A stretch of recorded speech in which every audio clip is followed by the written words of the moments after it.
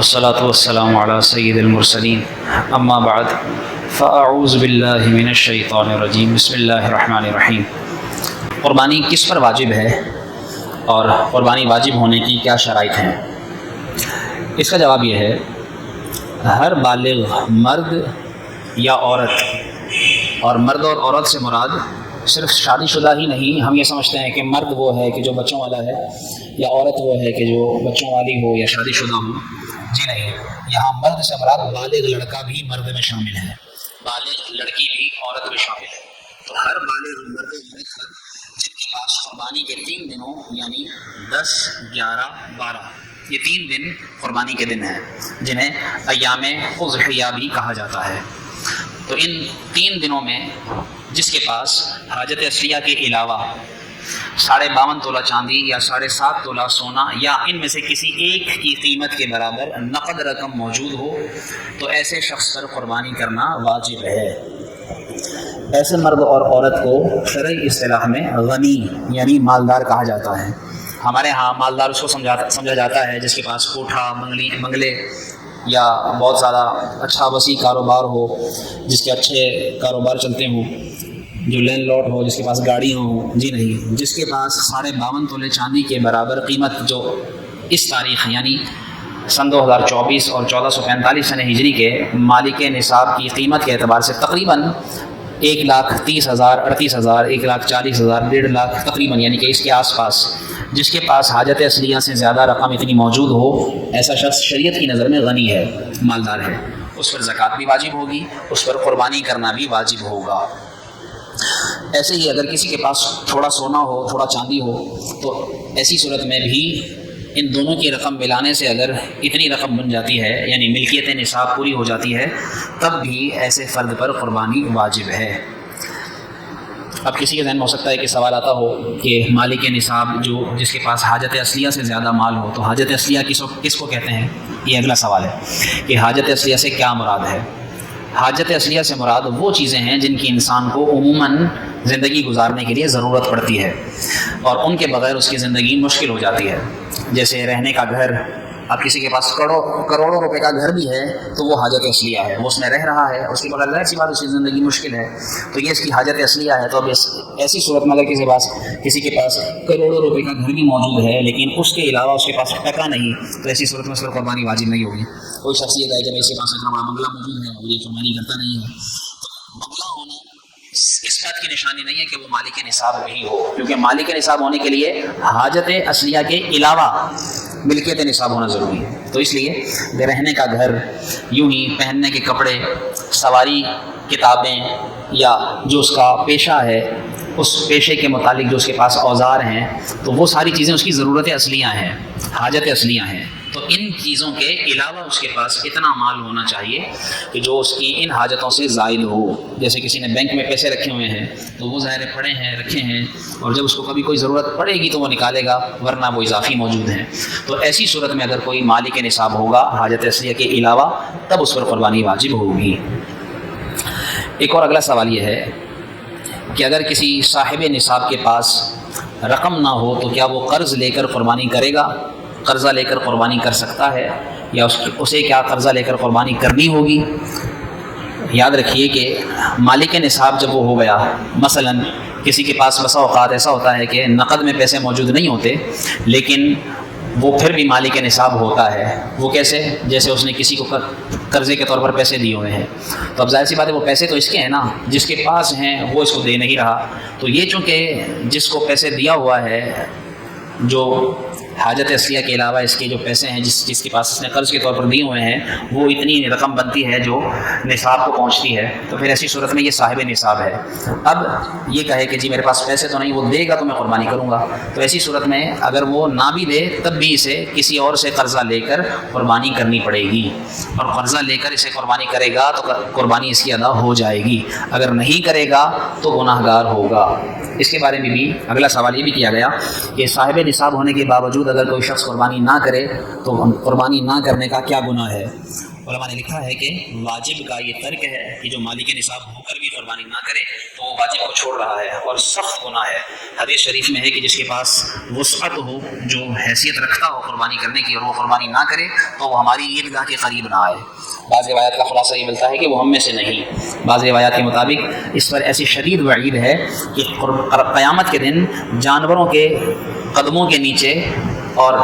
اس جانوروں کے سینگوں سے اسے قیامت کے دن روندوایا جائے گا، یعنی وہ جانور اس کے اوپر سے رونتے ہوئے اس کو جائیں گے، اس کو سینگوں سے مارتے ہوں گے جس نے قربانی نہیں کی ہوگی۔ تو یہ وعیدات موجود ہیں، اس لیے قربانی جس پر واجب ہو جائے اسے قربانی ادا کرنی چاہیے۔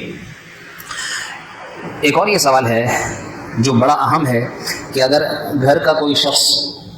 ایک بندہ قربانی کر دے تو کیا گھر کے سارے افراد کی طرف سے قربانی ہو جائے گی؟ ایسا ہوتا بھی ہے، بعض لوگ ایسا کرتے بھی ہیں کہ جی گھر میں مثال کے طور پر والدین ہیں، ماں باپ ہیں، دونوں جو میاں بیوی ہیں، اس کے بعد ان کی جو اولاد ہیں، ان کے بیٹے بیٹیاں بھی موجود ہیں، 2-4 بیٹے ہیں، 2-4 بیٹیاں ہیں، اور وہ خود سے بھی مالک نصاب ہیں۔ مثال کے طور پر میاں بیوی ہیں اور ان کے 5 بچے ہیں، 5 بچوں میں سے 2 شادی شدہ ہیں، 3 کنوارے ہیں۔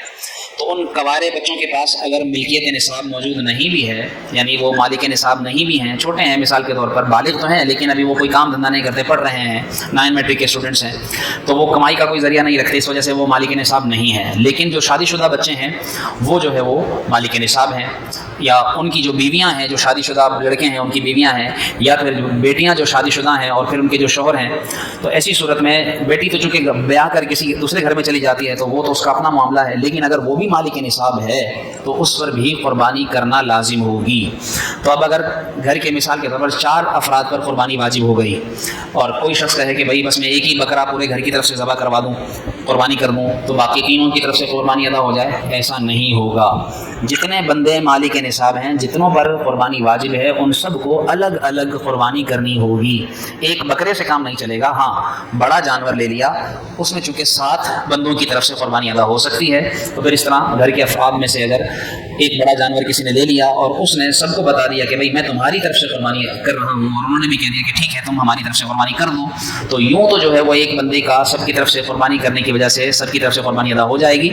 لیکن اگر کوئی شخص ایک بندہ گھر کا وہ جو ہے کہے کہ میں سب کی طرف سے کر رہا ہوں ایک ہی بکرا، تو ایک بکرے سے سب کی جان نہیں چھوٹے گی۔ باقاعدہ الگ الگ حصوں کی سبھی جو افراد مالک نصاب ہیں انہیں قربانی ادا کرنی ہوگی۔ ایسے ہی ایسی خاتون کے شوہر یا باپ کی طرف سے کی جانے والی قربانی سے اس کا واجب ادا نہیں ہوگا کہ جو مالک نصاب ہے اور اس نے نہ اجازت دی، نہ پیسے دیے، نہ اس کو معلوم۔ جیسے شوہر اپنی مالک نصاب بیوی کی طرف سے اگر قربانی کر دیتا ہے لیکن اس کو پتہ بھی نہیں، اس نے اس کو کہا بھی نہیں، اس نے اس کو پیسے بھی نہیں دیے، تو اس طرح بیوی کی طرف سے شوہر کے قربانی کر دینے سے قربانی نہیں ہوگی۔ یا تو اس کو بتائے، شوہر بیوی کو بتائے کہ میں تمہاری طرف سے قربانی کر رہا ہوں، اور بیوی اس کو اجازت دے دے، یا بیوی اس کو کہہ دے کہ تم میری طرف سے قربانی کرو۔ تو یوں تو جو ہے وہ بتانے سے، کہنے سے قربانی ادا ہوگی، بغیر کسی کی اجازت کے، یا بغیر بتائے، بغیر علم میں لائے۔ یا ایسی باپ اگر اپنی بیٹی کی طرف سے قربانی کر دے تو اسے اس کو بتانا ہوگا کہ یہ مالک نصاب ہے، تو اجازت دینی ہوگی تاکہ اس کے علم میں رہے اور اس کی وہ نیت کرے کہ ہاں یہ میری جانب سے قربانی کر رہا ہے۔ بغیر علم میں لائے اگر کوئی کسی کی طرف سے قربانی کرے گا تو یوں قربانی نہیں ہوگی۔ ایک اور سوال یہ کیا گیا جو میں نے خاص طور پر اعلان میں ذکر کیا، اجتماعی قربانی میں جیسا کہ ہوتا ہے کہ بعض لوگ یہ کرتے ہیں کہ جب اجتماعی قربانی میں حصہ ملاتے ہیں، مثال کے طور پر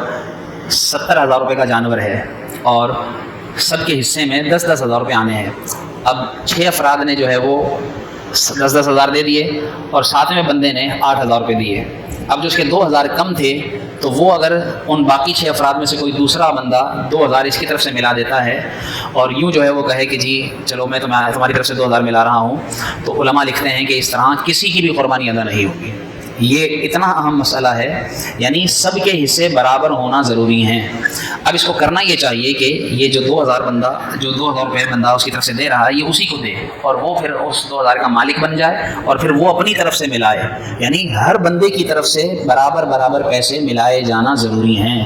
کسی ایک بندے کی بھی اجتماعی قربانی میں پیسے کم ہوئے تو کسی کی بھی قربانی نہیں ہوگی۔ آپ یہ سوچنا ہوگی بھائی باقیوں نے تو پیسے دیے ہیں، یقیناً دیے ہیں، لیکن برابر سب کے ہونا ضروری ہے۔ ایک یہ چیز، اور دوسری چیز بسا اوقات اگر کسی شخص کی صرف گوشت لینے کی نیت ہے، یعنی اجتماعی قربانی میں 7 بندے شامل ہیں ایک جانور میں، اور ان میں سے کوئی ایک شخص قربانی اس لیے کر رہا ہے کہ چلو یہاں سے گوشت پورا ملے گا، گوشت اچھا ملے گا، یعنی اس کی صرف نیت ہی گوشت لینے کی ہے، تو اس طرح اس ایک بندے کی بدنیتی کی وجہ سے کسی کی بھی قربانی ادا نہیں ہوگی۔ یہ بھی اہم ترین شرعی مسئلہ ہے۔ سبھی کو قربانی کا جو اس پر واجب ہے وہ ادا کرنے کی نیت کرنی چاہیے کہ میں اپنی طرف سے، اللہ کی طرف سے مجھ پر جو قربانی واجب کی گئی ہے میں یہ وہ واجب ادا کر رہا ہوں، اور اس میں صرف گوشت لینے کی نیت نہ ہو۔ ایسی بات ہے، نیت تو ہوتی ہے کہ میں اجتماعی قربانی میں حصہ لوں گا تو مجھے گوشت ملے گا، یہ نیت ہو، لیکن محض یہ نیت ہوئی تو قربانی ادا نہیں ہوگی۔ اس کی نہیں، کسی اور کی بھی، یعنی جو باقی 6 افراد بھی اس کے علاوہ شامل ہیں اجتماعی قربانی میں، ان کی بھی قربانی نہیں ہوگی۔ سبھی کو اللہ کی رضا کی نیت سے اجتماعی قربانی میں حصہ لینا چاہیے تاکہ ان کی قربانی درست ہو جائے۔ ایک اور سوال یہ کیا گیا کہ بڑے جانور میں کتنے لوگ قربانی کے حصے شامل کر سکتے ہیں؟ اس کا جواب یہ ہے کہ بڑا جانور جس سے مراد یہ ہے گائے، اونٹ، اور پھر اونٹ کے ساتھ اونٹنی بھی شامل ہے، اور گائے کے اندر جو ہے وہ بیل بھی شامل ہے، بھینس بھی شامل ہے، بھینسا بھی شامل ہے، اس طرح یہ بڑے جانور کہلاتے ہیں۔ تو ان میں جو ہے وہ بڑے جانور میں 7 بندوں کی طرف سے قربانی ادا ہو سکتی ہے، چاہے وہ اونٹ ہو یا اونٹنی، گائے ہو یا بیل، بھینس ہو یا بھینسا۔